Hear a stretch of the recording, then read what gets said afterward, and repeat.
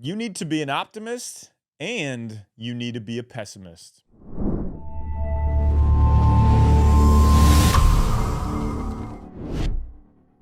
So, being an optimist doesn't mean you're not a pessimist, and being a pessimist doesn't mean you're not an optimist.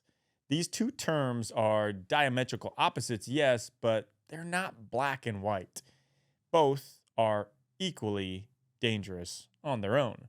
The sweet spot is somewhere in the middle, trending towards an optimist side, in my opinion.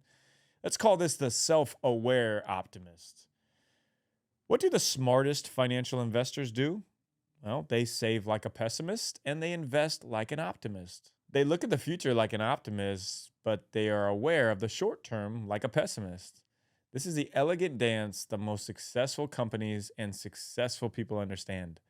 Pessimism and optimism are never separate entities, but instead, they are complementing outlooks that help plan for the future while making sure the present is intact. A pessimist sees a dark tunnel, an optimist sees light at the end of the tunnel.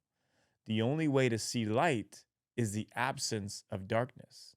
They both go hand in hand. Layoffs, a reorg, heavy investment in R&D in building locations left tycoon Amazon with a $2.7 billion loss in 2022.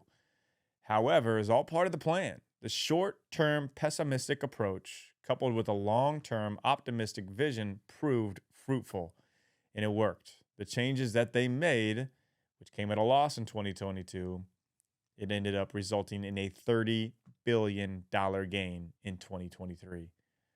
Dark needs light. Optimism needs pessimism.